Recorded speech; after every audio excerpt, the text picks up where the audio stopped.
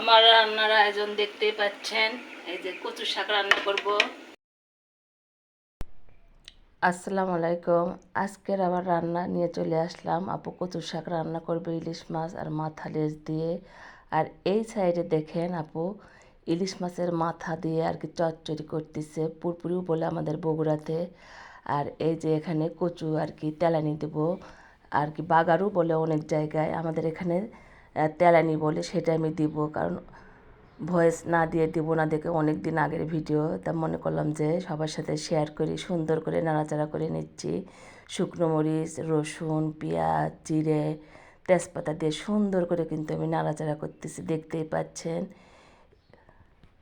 সুন্দর করে যদি নাড়াচাড়া না করে তাহলে কিন্তু পুড়ে যাবে, সেই জন্য এই কাজটা আমি বারবার করব। এই যে জিরে দিয়ে দিলাম এখন। সুন্দর করে কিন্তু নাড়তেছি। আর শুকনো মরিচ কচু তেলানিতে দিলে কিন্তু অনেক মজা লাগে, সেটা আমি জানি। এটা কিন্তু কচুর বই থেকে কচু আর কি আমার ছাদ বাগান থেকে তুলে নিয়ে আসছে। আর এই সাইডে দেখেন শুধুমাত্র খালি মাথা দিয়েছি কয়টা ইলিশ মাছের দিয়ে, বাগানের সবজি দিয়ে চচ্চড়ি করতেছি। আবার এই পাশে ফিরে এসে কিন্তু আবারও নাড়তেছি। কচু কিন্তু আর কি ভাপ দিয়ে কষায় সুন্দর করে রেখে দিছি। ওর মধ্যে মাছও কিন্তু দিয়ে দিছি আমি, ইলিশ মাছ লেজ বলেন, আর মাথা আর একটু মাছ ছিল সেটা আমি ওর মধ্যে দিয়ে দিছি। এই যে দেখতেই পাচ্ছেন, একটু নেড়ে আপনাদেরকে দেখালাম। কষায় রেখে দিছি এক সাইডে, শুধু এখন তেলানি দেব। আর বারবার যে নাড়তে হয় সে কাজটা কিন্তু আমি সুন্দরভাবে করতেছি, সবাই তাই করবেন, তাছাড়া কিন্তু পুড়ে যায়। এত সাউন্ড হচ্ছিল যে ভয়েস দেওয়াই লাগলো, ওই জন্যই ভয়েস দিলাম।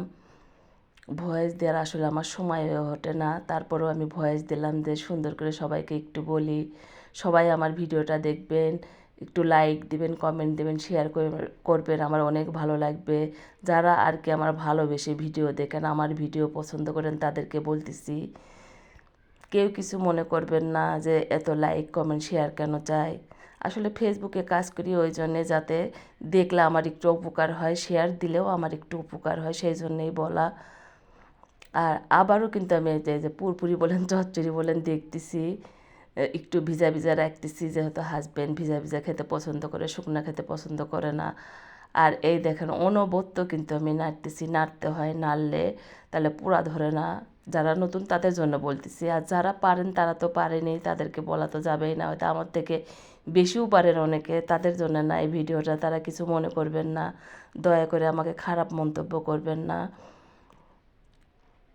অনবদ্য কিন্তু নাড়তে হয়, বারবার আমি বলতেছি, তাছাড়া কিন্তু পেঁয়াজটা পুড়ে যাবে।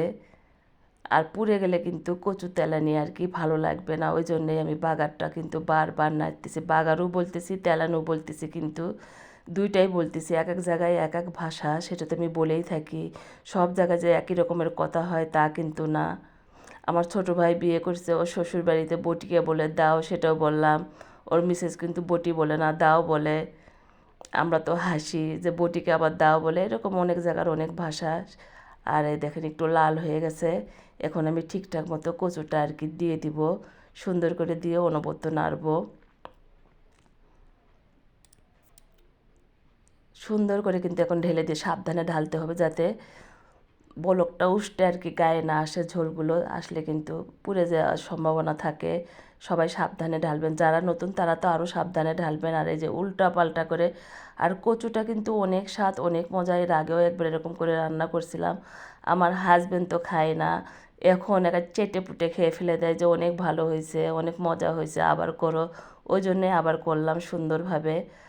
সুন্দর করে নাড়াচাড়া করে আমার রান্নাটা মোটামুটি কমপ্লিট হয়ে যাচ্ছে, দেখতেই পাচ্ছেন। অনেক মজা।